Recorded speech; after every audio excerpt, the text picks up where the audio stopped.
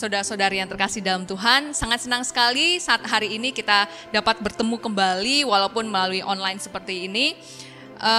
Pada saat hari ini kita juga mau mendengarkan sebagian dari firman Tuhan. Sebelum kita memulai untuk mendengarkan firman Tuhan, saya ajak saudara-saudari yang terkasih dalam Tuhan untuk kita sama-sama bisa bersatu di dalam doa. Bapa kami yang baik, terima kasih Tuhan untuk saat hari ini kami masih memiliki kesempatan untuk mendengarkan firman Tuhan. Tuhan, Engkau berbicara Tuhan dalam setiap hati jiwa-jiwa yang mendengarkan akan firman Tuhan. Buat kami mengerti Tuhan akan isi firman-Mu Tuhan. Di dalam nama Tuhan Yesus kami siap mendengarkan firman Tuhan. Haleluya. Amin. Saudara-saudari yang terkasih dalam Tuhan, tema atau judul firman Tuhan pada saat hari ini saya beri judul Mencari Kedamaian yang Sejati.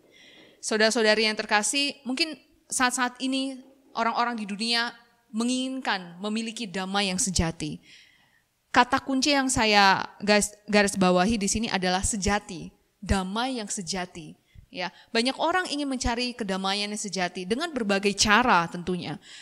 Adalah yang mengikuti yoga, ada yang mungkin berdiam diri, ada yang juga mungkin dengan cara pergi ke pantai, pergi berlibur gitu ya, atau berbelanja. Karena mengharapkan mendapatkan kesenangan atau kedamaian itu. Semua orang setiap hari mencari damai yang sejati. Nah, saudara-saudara yang terkasih dalam Tuhan, di Pengkhotbah 4 ayat 6 kalau kita baca, bahwa firman Tuhan mengatakan seperti ini, segenggam ketenangan itu lebih baik daripada 2 genggam jeripaya dan usaha menjaring angin. Benar firman Tuhan yang dikatakan di Pengkhotbah, bahwa segenggam ketenangan itu lebih baik. Seperti saat-saat ini sangat banyak orang yang ingin mencari itu, damai yang sejati itu, ketenangan itu. Ya, karena Pengkhotbah mengatakan bahwa memang segenggam ketenangan itu lebih baik daripada 2 genggam jeripayah dan usaha mencari angin.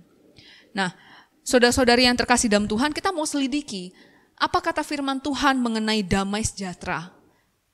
Mari kita sama-sama juga bisa baca di Kolose 3 ayat 15. Hendaklah damai sejahtera Kristus memerintah dalam hatimu, karena untuk itulah kamu telah dipanggil menjadi satu tubuh dan bersyukurlah.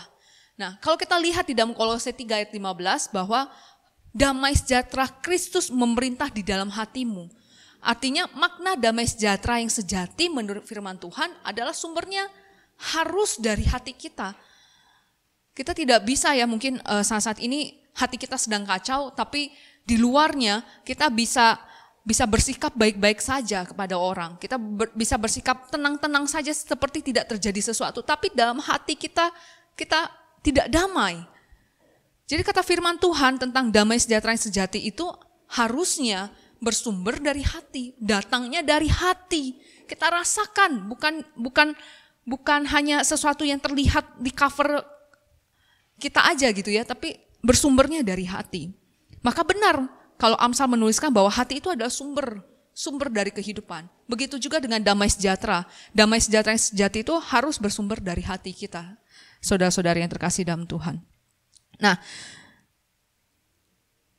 kalau kita lihat kembali dari Pengkhotbah mengatakan bahwa segenggam ketenangan itu lebih baik ya. Dan damai sejahtera itu berasalnya dari hati. Kita semua sedang berkejaran untuk mendapatkan damai sejahtera, sedang rindu untuk mendapatkan damai sejahtera yang sejati itu. Lantas bagaimana caranya kita untuk bisa mendapatkan damai sejahtera yang sejati itu? Dari mana kita bisa mendapatkannya? Kalau kita selidiki kembali dalam firman Tuhan mengatakan bahwa damai sejahtera itu kutinggalkan bagimu. Damai kesejahteraanku kuberikan kepadamu. Dan apa yang kuberikan tidak seperti yang diberikan oleh dunia kepadamu. Janganlah gelisah dan gentar hatimu.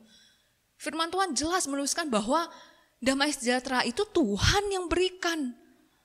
Apa yang Tuhan berikan, damai sejahtera yang Tuhan berikan itu berbeda dengan damai sejahtera yang diberikan oleh orang lain. Ya, kalau saat ini kita damai karena orang tua kita memberikan kita uang jajan, kita damai karena atasan kita baik dengan kita. Tapi damai itu bukan damai yang sejati. Damai sejati itu hanya datang dari Tuhan. Tuhan yang berikan kedamaian sejati itu. Lantas bagaimana caranya kita untuk bisa mendapatkan damai itu? Kita mau selidiki, yang pertama kita mau lihat di dalam Roma 5 ayat 1. Dikatakan bahwa sebab itu kita yang dibenarkan karena iman, kita hidup dalam damai sejahtera dengan Allah oleh karena Tuhan kita Yesus Kristus. Jadi cara pertama, kalau yang tadi dikatakan bahwa damai sejahtera yang sejati itu datangnya dari hati, dan kemudian kita kaitkan dalam Roma 5 ayat 1, bahwa damai sejahtera itu datangnya hanya dari Allah yang bisa kasih, Tuhan yang bisa kasih. Jadi cara yang pertama adalah mari kita sama-sama selidiki hati kita. Siapa yang berada dalam prioritas pertama dalam hati kita? Apakah Tuhan masih menjadi prioritas pertama dalam hidup kita? Atau istri atau suami kita atau bahkan anak kita?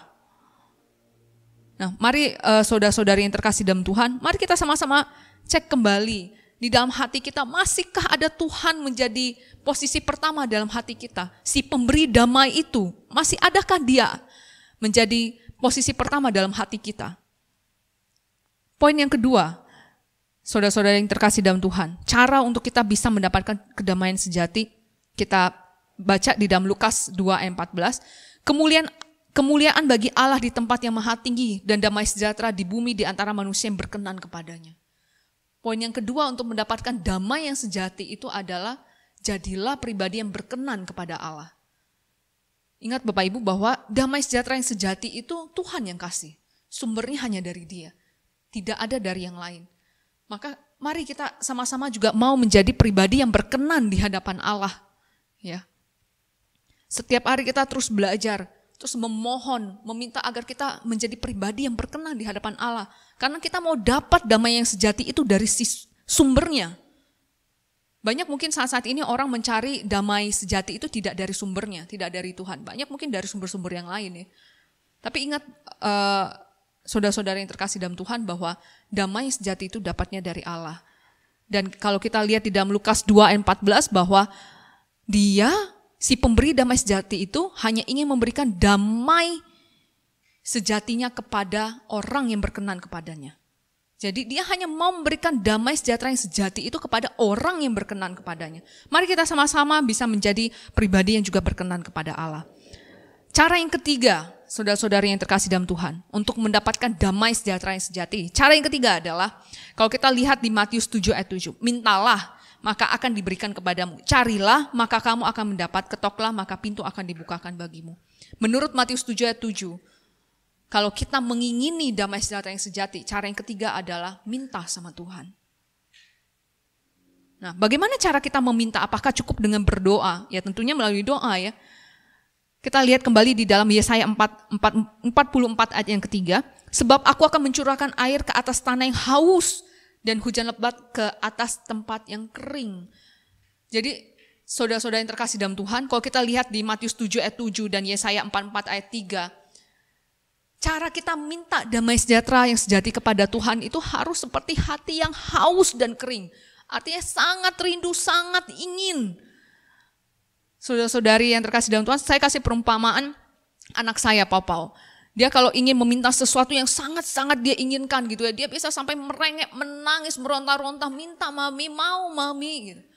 Harusnya mungkin seperti itu juga kita harus meminta kepada Tuhan. Ketika kita haus akan damai sejahtera yang sejati itu, kita mau minta kepada Tuhan dengan hati yang begitu haus dan kering. Saudara-saudara yang terkasih dalam Tuhan, di akhir firman Tuhan saat ini, saya menutup dengan sebuah kesimpulan, yaitu saat-saat hari ini banyak, saya pikir semua orang mencari damai sejahtera yang sejati.